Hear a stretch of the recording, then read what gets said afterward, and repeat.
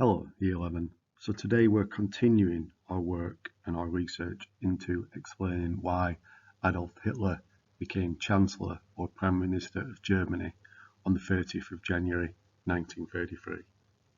If we move on to the next slide. So first of all, just a reminder, we've already done quite a bit of research into this.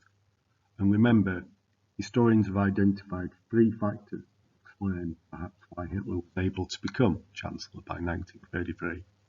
Factor one was the failure of the Weimar Republic in dealing with the Depression, meant that Germans lost faith in the Weimar Republic and indeed democracy itself, so they were looking for alternatives. The second factor, Hitler and the appeal of the Nazis made them the largest political party in Germany, so they were able to exploit the crisis of 1929. So Hitler had ultimately to be considered for the role of Chancellor. But the third factor is the idea that Hitler, in the end, is actually helped into power. He doesn't take power. He's helped by powerful figures within the Weimar Republic, just perhaps when his support is failing by falling by 1933. So you should have a timeline where you've color-coded key facts to kind of match those factors or align with those factors. And today's lesson is going to be about sorting out that information and collating it. So if we move to the next slide. Okay, now we need to create in our books a grid where we can record information about these factors. So you need to take a double clean page, and that's important, so you've got enough space. At the top of your double clean page, put the title, Pulling the Evidence Together, Factors that Helped Adolf Hitler into Power. And then what I need you to do is divide your page up into 6 equally sized boxes. Once you've done that, in each of the 6 boxes, I just need you to make a copy of the clear point that you see on screen. So in the first box on the left-hand side, the point would be the Great Depression was a major factor in Hitler's rise to power because it made the Weimar government deeply unpopular.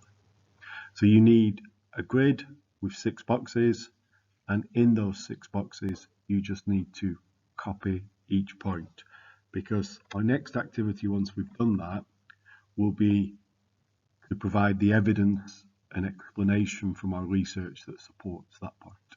So you need to pause the video, you need to be on a double page, it needs to be divided into 6 boxes to match mine. In each of those 6 boxes, you need to copy the 6 points.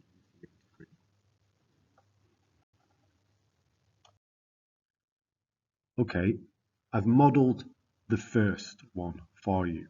So in the first box, you'll have a point that says the Great Depression was a major factor in Hitler's rise to power because it made the Weimar government deeply unpopular. And then obviously on your research sheet, you've got a key, and you should have already highlighted the actions the government did and its failures that made it unpopular. And I've picked them out and I've put them down as bullet points. So my supporting evidence would be US loans were recalled and the economic recovery that had made Weimar popular collapsed. The political parties could not agree on policies and Chancellor Muller resigned. Chancellor Brüning brought in tough policies that were unpopular. He cut dole money and sacked government workers. He became the hungry Chancellor. And by Feb 1932, unemployment had reached 6 million. So you can pop those 4 bullet points as the supporting evidence in your matching box. Pause the video and do that now. Okay, and to help you, again, I've modeled the next one along. So the actions of President Hindenburg and his advisors undermined democracy. So again, from your research, you'll probably have color-coded this, and you'll have found some evidence to prove that Hindenburg's actions undermined democracy. And you can see it in my 4 bullet points. So Hindenburg appointed Brüning as Chancellor. Brüning did not have any support, but Hindenburg allowed him to make laws using Article 48. And Hindenburg sacked Brüning and appointed von Papen. So Hindenburg's actions made democracy look weak and ineffective. So again, I've modelled that. So you need to pause the video and you need to jot down those points in the relevant box. So we've done the first 2 together, those highlighted in blue on the screen. So you need to do just the same task now, but on your own, finding 3 or 4 bullet points that would serve as the evidence and explanation for each of your remaining points. And obviously they're highlighted in yellow on this screen. So begin with the first one. As well as this, Hitler and the Nazis were growing in popularity, and Hitler had to be considered for the job of Chancellor. So again, look at your timeline, look at the key you've created, and jot down all the evidence you have about how well the Nazis were doing and why they were popular. Once you've done that, move to the next one. Moreover, Hitler and the Nazis were helped by the mistakes of Chancellor von Papen. So again, you should have those color-coded. Find those mistakes, bullet point them down. The next one, however, it did appear that Hitler lost his bid for power by 1932. Again, you should have evidence from the November 32 election and how the Nazis appeared to lose support. And then the final one, but in the end, Hitler was literally helped into power by the actions of von Papen and President Hindenburg.